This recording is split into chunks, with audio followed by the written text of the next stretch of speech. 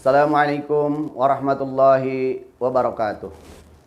Alhamdulillahilladzi ja'ala Ramadhana min afdhalis syuhur. Wa asyhadu an la ilaha illallah wahdahu la syarikalah. Wa asyhadu anna Muhammadan 'abduhu wa rasuluhu la nabiyya ba'dah. Allahumma fashalli wa sallim ala sayyidina Muhammad ibn Abdullah wa ala alihi wa sahbihi wa man walah, amma ba'd. Qala Allah Ta'ala fi kitabil karim wa huwa asdaqul qailin. A'udzu billahi minasy syaithanir rajim. Bismillahirrahmanirrahim. Ya ayyuhalladzina amanu kutiba 'alaikumus syiyamu kama kutiba 'alal ladzina min qablikum la'allakum tattaqun. Faqad qala Rasulullah sallallahu alaihi wasallam, man shoma ramadhana imanan wa ihtisaban ghufira lahu ma taqaddama min dhanbihi. Shadaqallahul azim wa shadaqa rasuluna bil karim wa nahnu ala dzalika minasy syahidin wa syakirin. Alhamdulillahirabbil alamin. Pemirsa yang saya hormati dan semoga senantiasa Allah muliakan, kita saat ini masih berada di bulan Ramadan, bulan yang penuh berkah, bulan diturunkannya rahmat, maghfirah, serta pembebasan manusia yang beriman dan bertakwa kepada Allah Subhanahu wa taala dari api neraka. Yang melandasi ibadah saum ini adalah surah Al-Baqarah 183, di mana Allah Subhanahu wa taala berfirman, "Ya ayyuhalladzina amanu," wahai orang-orang yang beriman. Seruan ini adalah seruan yang sangat spesial dari Yang Maha Agung kepada hamba-hamba yang telah dipilih oleh Allah Subhanahu wa taala untuk mengisi dan menempati surga Allah Subhanahu wa taala. Sebab orang mukminlah, orang yang bertakwalah yang berhak menempati surganya Allah Subhanahu wa taala.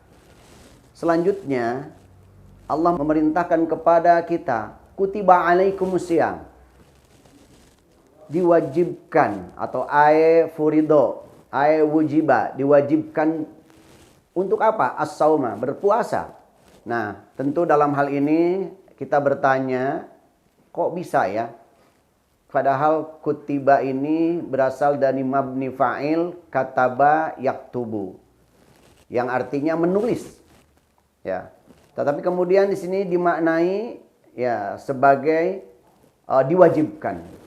Artinya bahwa puasa ini telah ditulis, telah dicatat oleh Allah Subhanahu wa taala, diformalkan berupa undang-undang di Lauhil Mahfuz.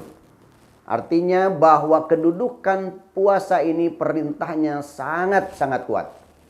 Oleh karena itu, maka puasa ini, saum ini di dalam hadis qudsi dijelaskan sebagaimana dikatakan bahwa kullu amalin ibni adam lahu illa sauma.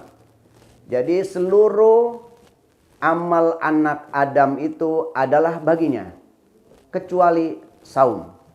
Fa innahu li, maka sesungguhnya puasa itu untukku, kata Allah.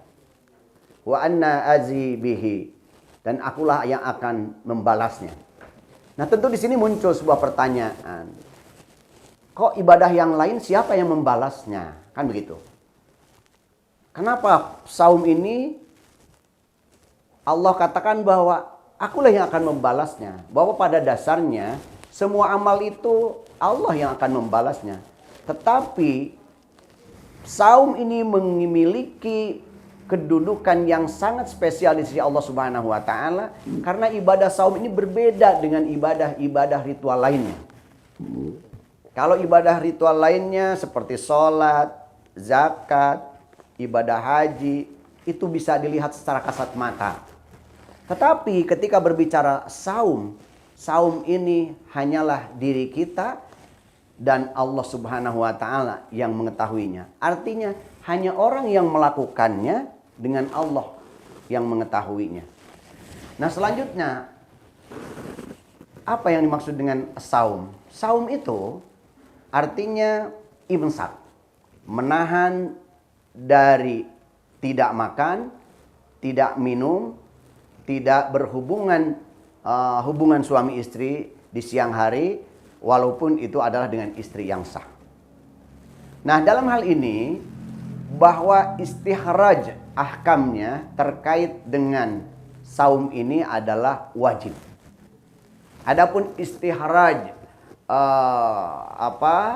hikmahnya adalah la'allakum tashkurun, la'allakum tatakun. Ya, la'allakum tatakun, bahwa agar kalian bertakwa. Nah, hadirin rahimakumullah, para pemirsa yang dirahmati Allah Subhanahu wa taala. Nah, perintah saum ini diperintahkan bukan hanya kepada kita saja di dalam ayat ini. Ya ayyuhalladzina amanu kutiba alaikumusiyam kama kutiba alal ladzina min qablikum la'allakum tattaqun. Seperti juga diwajibkan kepada umat-umat sebelum kalian. Ya. Agar kalian bertakwa. Artinya bahwa ibadah saum ini diperintahkan kepada umat-umat terdahulu. Sejak Nabi Adam alaihissalam sampai umat akhir zaman.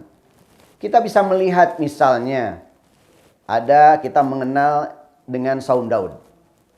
Itu dilakukan berapa bulan lamanya? 6 bulan lamanya. Hanya sifatnya dicicil. 1 hari puasa, 1 hari buka. 1 hari puasa, 1 hari. Kalau diakumulasikan, itu menjadi 6 bulan. Selanjutnya Nabi Musa alaihissalam. Beliau sebelum menerima wahyu, beliau pun berpuasa 40 hari. Begitu juga Nabi Isa alaihissalam. Sebelum hari Paskah, beliau berpuasa. Bahkan bukan hanya para nabi dan umat-umat terdahulu, para pemeluk agama lain sekalipun mereka penyembah berhala, mereka pun puasa. Mereka pun puasa karena mereka beranggapan bahwa dewa-dewa itu akan mencintai dan menyayangi mereka manakala mereka mampu membunuh dari hawa nafsunya. Manakala mereka mampu membinasakan dari nafsunya.